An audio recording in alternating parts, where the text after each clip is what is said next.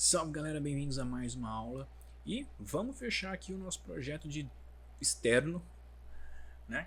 Que a gente já começou a fazer aqui, né? Que é essa nossa pequena cena de parkour.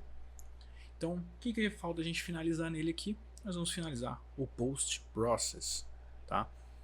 Então, duas coisas que eu quero ressaltar. Post process, a gente pode colocar um post process volume, igual a gente tem aqui já. Deixa eu até pesquisar ele. Aqui, post process volume, que a gente vai aplicar em toda a cena. Ou a gente pode adicionar um post process direto na nossa câmera, e aí cada câmera vai ter aquilo. Aqui nós estamos trabalhando com 3 câmeras, então eu não quero ficar repetindo 3 vezes o mesmo post process para cada câmera. Isso vai acabar sendo um pouco chato, porque eu vou ter que fazer para uma, depois fazer para outra igual e tudo mais, tentando acertar. E é uma cena que a gente vai fechar aqui, ela é curta, ela é rápida, ela é só isso, ela não vai mudar de ambiente. Então eu posso usar um Post Process Volume. Se eu estivesse trabalhando em algo em que eu vou mudar de ambiência, que eu vou mudar de setores, que cada câmera vai precisar de uma resposta, aí, ou que eu estivesse trabalhando com uma câmera só, aí beleza, seria legal usar isso na câmera. Mas vamos lá, né, a gente está aqui já direto para trabalhar. Então vamos começar entendendo alguns pontos do Post Process que a gente, na parte cinemática, mais vai precisar. Primeiro item a gente tem aqui é Lens, ou seja, a lente. Então a gente pode mudar desde o seu Mobile Depth of Field, né, o campo de profundidade. Lembra lá que eu falei para vocês quando eu expliquei um pouquinho de câmera? Eu falei do campo de profundidade que ela vê.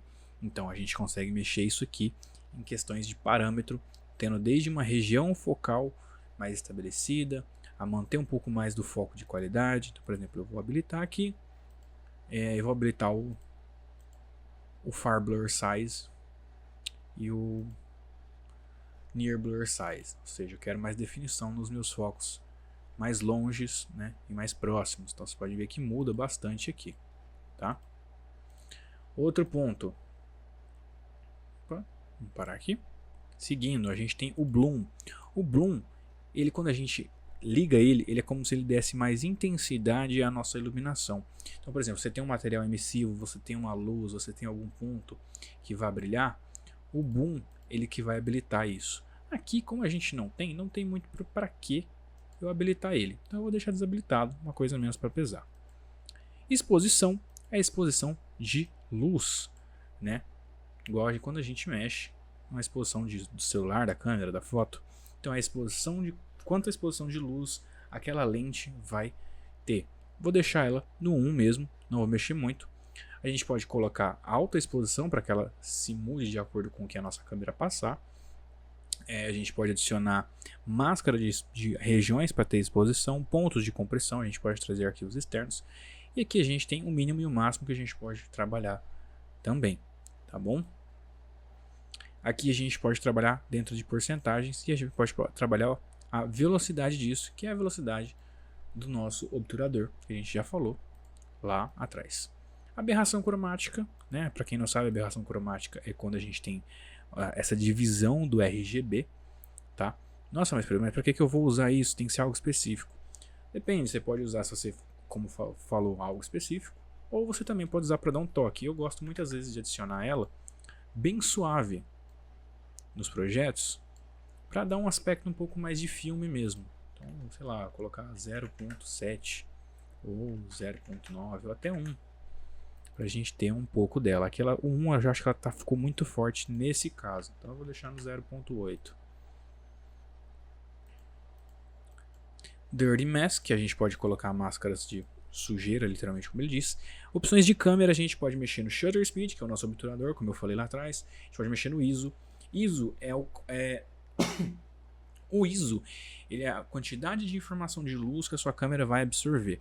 Então, enquanto o shutter é o tamanho do nosso diafragma, a velocidade que o nosso diafragma vai abrir, fechar e capturar aquilo, o ISO ele é o quanto que ele vai receber. E temos o obturador, né, que é o tamanho dele.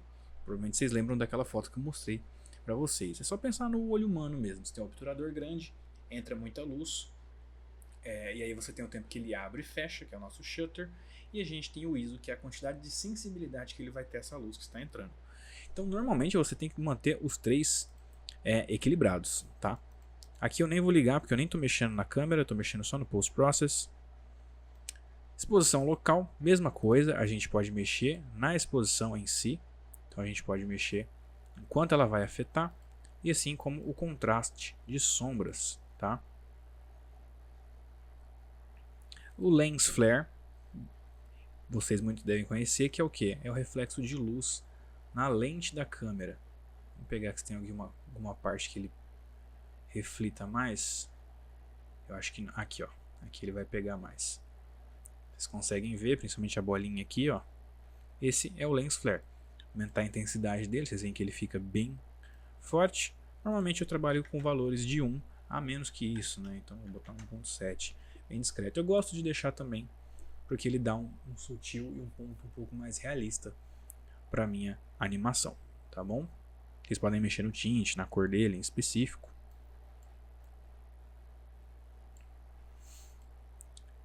Imagem Effect, a gente pode adicionar uma vinheta, que é essas bordas mais escuras. Pedro, mas para que eu vou adicionar uma vinheta? Muitas vezes a gente adiciona a vinheta para simular a borda da lente mesmo, né? Para a gente ter um aspecto de como se aquilo tivesse sido filmado com uma lente. Então eu posso deixar ela um pouco mais suave aqui, assim, com as bordas levemente mais escurecidas. E o Deep of Field também, mesma coisa do lado de cima. Aqui a gente já está aqui embaixo, né? Saindo agora da lente, a gente entra no Color Grading, que já é para correção de cor. Aí entra dois aspectos. Tem uma galera, principalmente filmmakers que usam Unreal, que vão preferir exportar como ele está ali e fazer o tratamento de cor em outro software, seja do DaVinci Resolve, Premiere, etc. Ou mesmo, até mesmo para edição. Eu também muitas vezes sigo esse caminho. Mas você pode adiantar algumas coisas vindo daqui.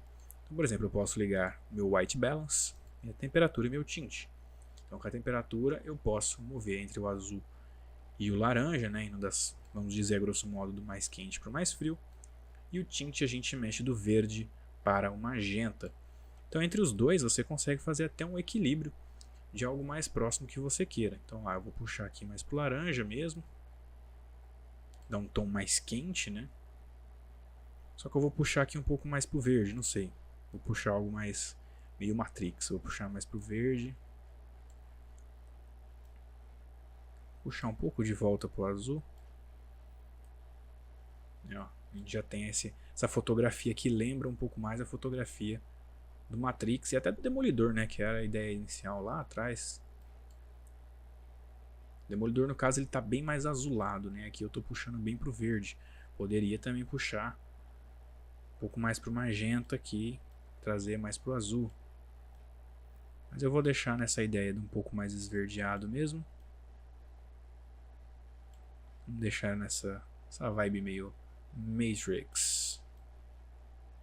A gente chega nesse resultado. Aqui nós temos os padrões de cores globais, então a gente consegue mexer, por exemplo, na saturação, né, que é a saturação das minhas cores, deixar desde o preto e branco, um negócio bem estourado. Eu mexo pouco aqui nesse caso, vai depender muito do que eu quero fazer. Então, por exemplo, eu quero trazer uma saturação mais para os pontos de verde, eu quero verde mais saturado e menos o resto. Eu quero azul mais saturado. Então, sei lá, vou puxar um pouco mais para o azul e aumentar um pouco essa saturação do azul. É só um pequeno detalhe que eu quero. Vou adicionar meu contraste, dar um pouco mais de contraste para a cena. O ganho eu não vou mexer no momento. E o gama, só vou cair um pouquinho ele. E aí, aqui eu fiz no global. Eu posso, por exemplo, trabalhar de formas separadas eles. Então eu posso trabalhar nos shadows, que são literalmente as partes de sombra. Posso trabalhar isso nos meus tons médios. Nos meus tons, né, os highlights. Então, ou seja, sombras, que são, ou a gente também pode chamar de luz baixa, luz média e luz alta. Tá? Então a gente pode trabalhar dentre eles. No MISC a gente consegue mexer alguns outros aspectos e importar um LUT. Então, se você já é familiarizado com correção de cor, você tem um LUT específico, você quer trazer algo específico para cá, você consegue importar, tá? Dentro, sei lá, eu editei, fiz a cor no DaVinci Resolve e eu quero trazer para dentro do Unreal. Você consegue e você pode trazer para cá, tá bom? Acho que eu vou tirar um pouco do verde olhando assim, não me apeteceu tanto, né? Vamos voltar para cá. E a temperatura. Vou cair um pouco mais, um negócio mais frio mesmo. Ó, que ele já fica mais nessa vibe.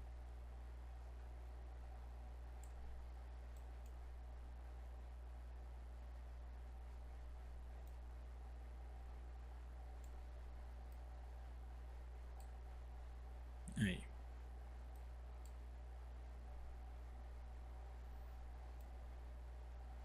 Mas enfim, vocês podem fazer uma correção de cor um pouco mais refinada aqui, ou exportar para fora, que é o caminho que normalmente a maioria do pessoal já acaba se acostumando a fazer, tá?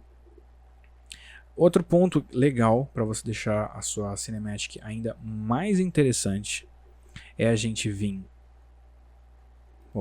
adicionar um motion blur, obviamente. Você pode adicionar um ambiente occlusion e você pode adicionar o ray tracing, deixar ele ativo.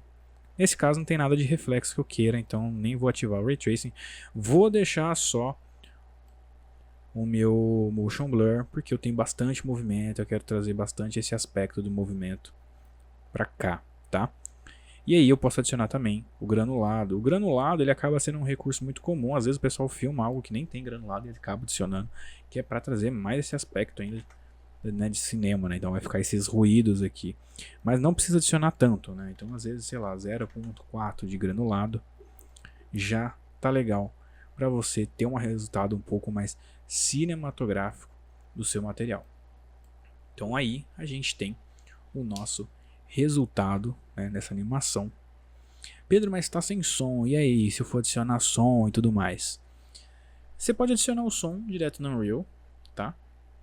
Você pode vir e adicionar o seu som direto no Unreal, trazer os arquivos para cá em Wave e trazer para Timeline e se adicionar normal.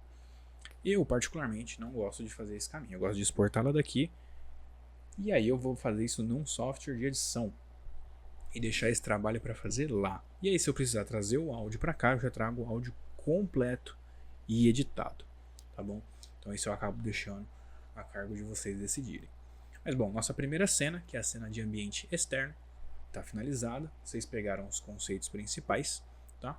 E nas próximas cenas a gente basicamente vai trabalhar a mesma ideia, só que mudando o conceito principalmente de iluminação, porque vamos estar trabalhando com uma cena de luz controlada e uma cena de luz à noite, né, para simular uma noite. Beleza, e aí é que eu terminei, e agora falta o quê? Renderizar minha cena. Vou trazer o sequence para cá só para vocês verem. Eu não vou pôr ela para renderizar agora, tá? Mas só para vocês terem uma noção do caminho que vocês vão fazer. Aqui em cima vocês vão ver essa claquete, né? Se você clicar aqui ele vai estar Movie Scene Capture Legacy, né? Se eu clicar ele vai até aparecer para vocês este formatinho, tá? Então vocês podem alternar. Se eu clicar no Movies Legacy ele vai abrir esse formato. Ele vai ter um outro que vocês mais antigos talvez vejam diferente, tá? Mas abrir aqui, ele vai perguntar qual formato ele quer. Isso aqui do Legacy, tá? Eu vou habilitar o outro para vocês verem. Você pode colocar em AVI, você pode colocar em PNG, JPEG. Recomendação, usa PNG, ele vai vir várias imagens, depois você vai juntar. Esse vai sair em melhor qualidade, tá bom? Aqui vocês podem mudar a resolução. Eu só recomendo vocês usarem AVI e dentro dessa resolução, se vocês só querem ver um teste do render, tá? E use Custom Frame Rate, vocês podem mudar o frame rate, ele já está em 24, mas eu, por exemplo, eu gravei em 30 aqui, eu editei em 30, então eu posso exportar ele em 30, não preciso exportar ele em 24 frames. E aqui eu vou mudar para onde ele vai estar exportando. Posso mandar um XML para ele exportar também, para mim jogar, por exemplo, no Final Cut da vida, né? Posso mudar o formato de extensão que eu quero. Posso ver pontos específicos que eu quero. Posso ter pontos de delay de segundos, tipo uma sobra no final, uma sobra no começo. Então aqui são alguns pontos específicos. Ele está sem áudio, mas eu poderia colocar o áudio aqui e exportar ele com o áudio. Aí beleza, qual que é o outro ponto que eu falei para vocês? Eu vou vir aqui no plugin que eu acho que ele está desabilitado. Aqui, ó, Mover Render Queue, ele estava desabilitado. Eu vou habilitar ele, ele vai reiniciar rapidinho aqui e a gente já volta. Reiniciou aqui, né? Bora lá então. O que vai acontecer aqui? Vamos voltar lá. Parkour. Vou. Agora clicando aqui, ele vai ter o Movie Render Queue normal. Esse Movie Render Queue, quando a gente abrir, ele vai abrir essa telinha aqui. Ele vai perguntar qual mapa que é, qual sequence que é, qual é o nome do projeto. A gente pode clicar aqui para mudar onde ele vai estar salvando, tá? É a pasta dele. E a gente pode vir aqui em Unsave Configures, tá? Ele tem já algumas aqui, né? Steel Draft, Steel Ultra. Por exemplo, se eu clicar aqui, ele já vem tudo bonitinho para mim, que eu quero, tá? No caso aqui, vamos fazer um do zero, só para mostrar para vocês. Ele está aqui como JPEG, não quero JPEG, eu vou deletar ele. Eu vou adicionar um PNG, e aí eu posso colocar os PNG 8 bits, né, para a gente ter uma melhor qualidade. Se eu quiser um áudio, eu adiciono o áudio, mas aqui eu quero só esse camarada. Vou estar adicionando o Anti-Analyze, por quê? Porque quando vocês estiverem trabalhando com... fizer essa renderização, por exemplo, vocês vão notar que ele vai ficar meio pixelado em alguns pontos, meio rasterizado, assim podemos dizer. E para remover isso, a gente precisa adicionar esse cara. E aí a gente vai mudar alguns valores dele. Então, por exemplo, eu posso colocar o Temporal Safe Count para 64. Feito isso, ele já vai me dar esse aviso que eu preciso mudar alguns pontos. Então, por exemplo, aqui eu posso colocar o Warm Up 120 e 120 aqui também. Como ele está avisando aqui, eu preciso clicar nesse cara, Override and Analyze, para que ele dê bonitinho. Quanto maior o valor que eu colocar, mais pesado vai ficar, mas mais liso ele vai trabalhar. Adicionado ele, outro ponto para a gente tirar uma melhor qualidade vai ser adicionar o Console Variable, né? Então a variável de consoles. Então nós temos aqui, e ele vai ter esses camaradas. Aqui a gente já vai fazer uma listinha de coisas que nós vamos adicionar, que vai ser essa aqui que eu vou mostrar para vocês. Essa listinha aqui do Console Variable vocês conseguem achar no próprio documento da Unreal, onde vocês vão adicionar o Edge e vocês vão colocar todos esses camaradas aqui, desde Ray Tracing, do Bloom, do Deep of Field, do Motion Blur, e colocar esses valores. Por quê? Porque senão todo aquele trabalho que a gente fez no Post Process para trabalhar a distância, para trabalhar o foco e tudo mais, pode ser que ele não apareça. Então você tem que preencher esse cara aqui. E depois que você preencher ele, você pode até deixar salvo já esse trabalho para você usar outras vezes e tirar o seu render, beleza? Então, bora lá. Eu vou adicionar aqui com vocês para vocês verem a gente fazer esse save. Como eu falei, não vou... talvez eu deixe renderizando, não sei, mas acho que eu não vou colocar para não pesar muito. A gente encerra e a gente encerrar essa parte, né? Então, vamos lá. Eu vou adicionar um console variable. Eu vou copiar e colar mesmo. Beleza, e já coloco o valor.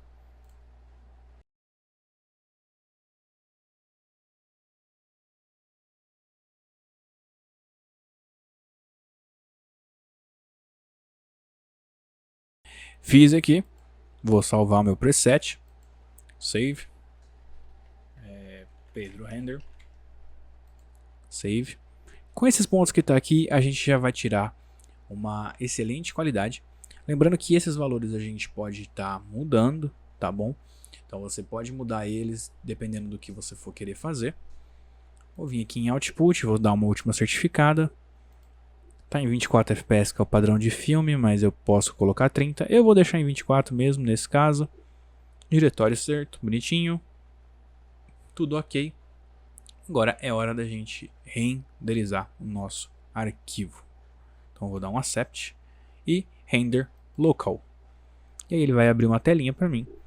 E a gente vai começar a renderizar esse material, tá bom? Grande abraço e até mais.